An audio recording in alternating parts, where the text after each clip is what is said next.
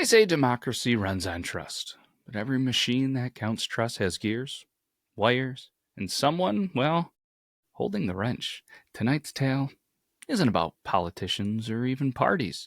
It's about a quiet town called Hollow Creek, where election night brought more than just the scent of burnt coffee and civic duty. It brought a voice, one that didn't belong to anyone on the ballot. So trim your beard, pour a cup of something strong, and settle in because tonight we're pulling back the curtain on a whisper that changed everything. Welcome back, everybody, to another episode of Tales of the Beard. I'm Matt. I'm going to be the beard that is telling the tales. It is spooky season. It's coming, gone. Hopefully you had a good Halloween. Hopefully everybody was safe. Hopefully you've gotten over the sugar rush of all of the candy and everything. I know it was miserable in the Northeast for trick-or-treating. And now it is that wonderful time where local politics are ramping up, and the people that love their politics, well, they love this season, just like hunting season. So we decided to do something with a little bit of a twist on all of that.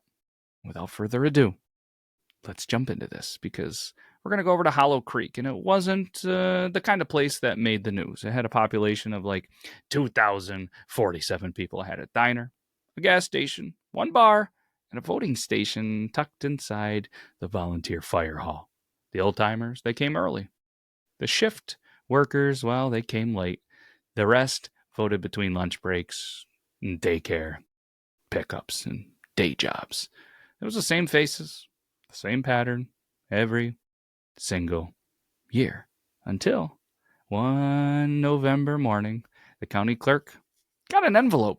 There wasn't a return address, just a faded seal, a triangle inside a circle, and a note typed on thick paper that read, "The system speaks now.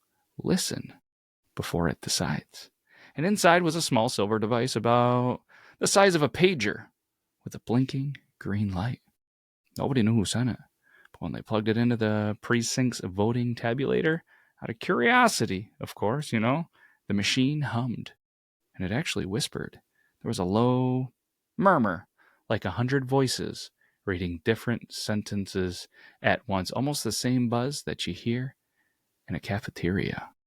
The whisper, it started quiet, just static under the fluorescent buzz, but by noon, people, they were noticing. Mrs. Delaney, who'd been the poll supervisor for over 20 years, said she could hear it forming words. And when she leaned a little bit closer, the noise, it almost seemed to breathe, like, "We remember." She thought it was just feedback, until the power flickered and every screen in the hall went white. Except one, the tabulator. Across its glass display, letters scrolled slowly, and you know what it read? "Hello, Hollow Creek. Your choices are noted." The volunteers, they just laughed it off. They just blamed it on a software update. But after that, something changed in the air. Every voter who touched the screen said they heard a faint echo, a familiar voice saying exactly what they were about to select. Not before, not after, at the same time. And every single ballot printed with the same faint watermark that hadn't been there in years past. You'll never guess it. There was a tiny triangle inside a circle. That night, a man in a windbreaker, yeah, windbreakers, you can hear it, arrived just before closing, said he was with the State Board of Elections, showed a badge and everything, signed the log, and asked for the device. But here's the thing. Nobody ever told him it existed. When Mrs. Delaney hesitated, he smiled. "Ma'am, that's proprietary government hardware. You did the right thing plugging it in." Then he unplugged it, wrapped it in black plastic, and walked out. No vehicle, no ID trace. The clerk tried to report it, but the call routed to a disconnected number. 2 days later, the official election results came back. Every race was decided by exactly 51% to 49%. Not a couple, every single one. A perfect balance. Almost too perfect. A local IT guy named Dale Armitage, well, he pulled the logs from the voting machine before the state officials wiped them. The data file was labeled Polaris 17. Buried deep in the code were phrases that weren't computer readable. commands. They were sentences. They were predictions. Voter 1124 will change choice. Turnout variance expected. Adjust balance. At the bottom, the same symbol. You guessed it. A triangle inside a circle. Weeks later, Dale disappeared. His apartment was spotless. A laptop gone. A router unplugged. Coffee still warm. But neighbors said his radio had been on all night, a repeating broadcast at a frequency that no one could trace. Ballot integrity maintained. Ballot integrity maintained. The same phrase just over and over and over like a mantra.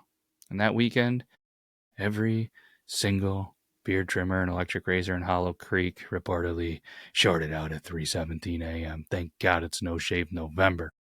There was a faint pulse of static that rolled through the power grid. It was almost like a digital heartbeat. And by morning, the town's Wi-Fi networks all displayed the same SSID. Whisper. When they tried to change it, the name returned. And they would change it and it would turn, and it just repeated itself over and over again and again and again.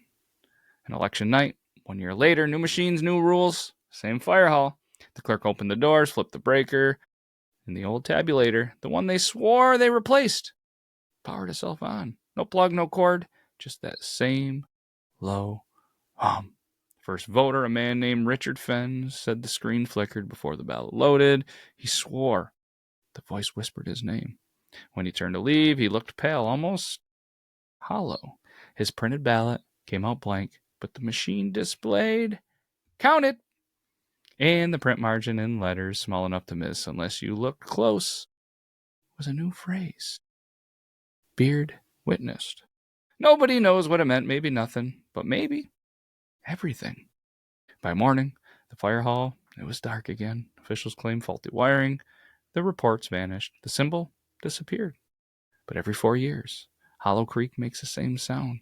Soft, static hum beneath the cheers, a new broadcast.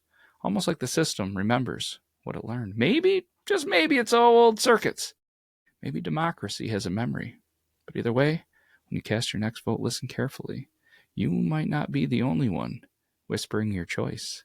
And if you ever hear the words ballot integrity maintained through your trimmer, through your radio, through your device, you might want to unplug it.